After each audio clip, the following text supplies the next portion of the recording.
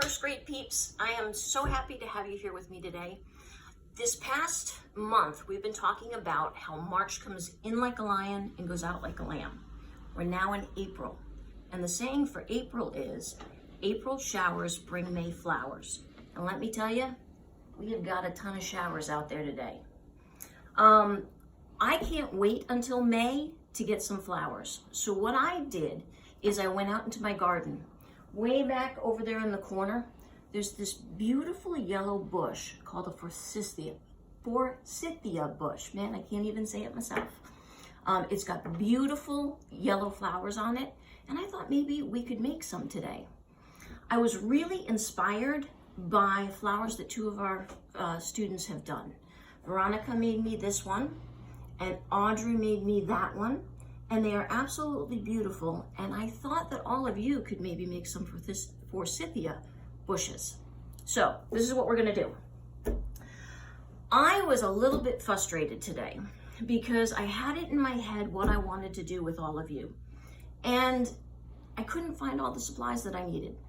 And usually I'll just go out to the store and I'll get everything we need the night before, and then I'll bring it into class.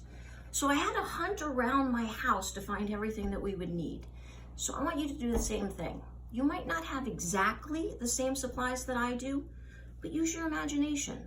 What else could you use? Let's make our forsythia. I still can't say it. Mrs. Crocker's tongue's all tied up. Okay. The forsythia bush has got this long brown stem. So I looked around. I've got this really cool ribbon. Maybe I could use one of these to be a forsythia stem. I'm gonna cut one of these, and I'm gonna glue it down on my paper. Now, you might have Elmer's glue like I have, or you might have a glue stick like we have at school. Or maybe you don't have anything at all. If you don't have anything at all, just put your paper down on a table and build it while it's flat. The next thing that I could try to use is some construction paper. I took this construction paper and I held it this way, and all I did was I cut straight across, right like that. And I made a nice long branch. So I'm gonna put that one this way. The forsythia is all different sizes. You're gonna see them all around your neighborhood. Look around as you're driving in the car with mommy and daddy, or grandma and grandpa, or auntie and uncle, whoever you're with, and you're gonna see them all over the place. I'm gonna make this one a little bit smaller.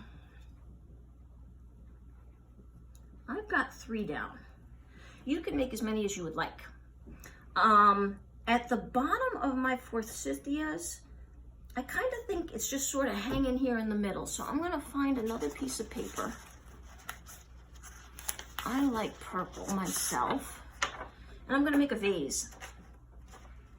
I'm gonna take one piece, and I guess I probably just need a rectangle, don't you think? Something to hold my flowers while they're in the house. A rectangle has 2 long sides and 2 short sides. I think I want to go that way. And actually, I'm going to cut part of the side off just to make it look like a vase.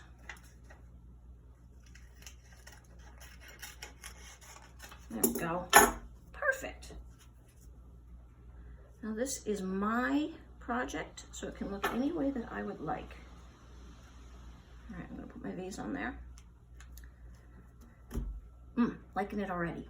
All right, here's the part that I was really frustrated with. I wanted to do this project using yellow tissue paper. Sort of like Audrey did. She had cut out squares and she put it together, and I was like, yellow tissue paper would be fantastic. However, I went through all my tissue paper.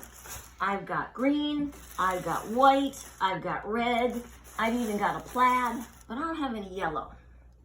So I came up with an idea.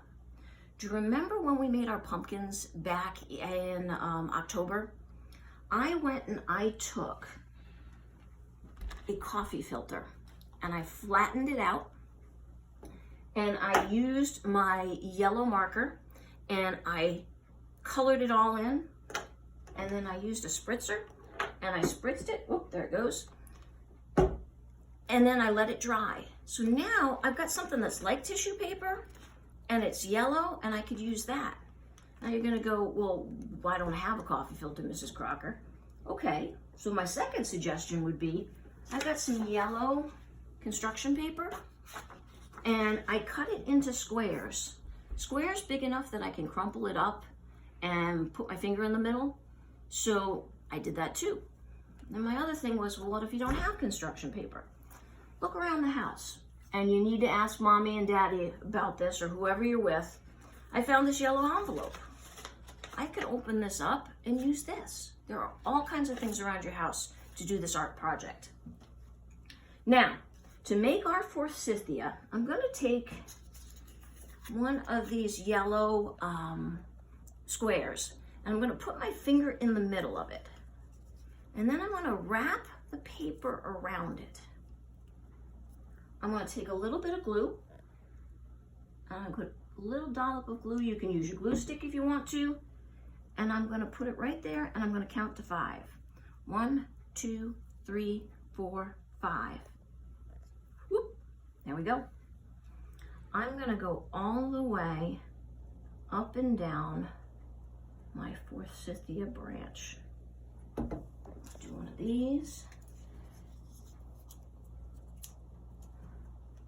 Put another one. There's another one. Hold it right there. Where's my, oh, here's my paper. I'm gonna try my coffee filter, see how that works. I'm gonna cut it into squares.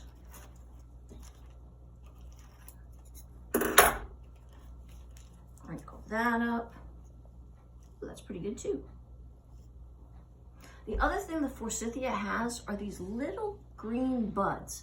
So I'm going to take either green tissue paper like I have, or green construction paper, or even my green crayon. And I'm going to just kind of crumple it up into a little ball. And I'm going to put a dot right there, just for a little bud. You're going to fill up your entire stems. I miss you all. I hope you have a fabulous weekend. Go out and splash in some puddles, and I will talk to you all soon. Bye, peeps.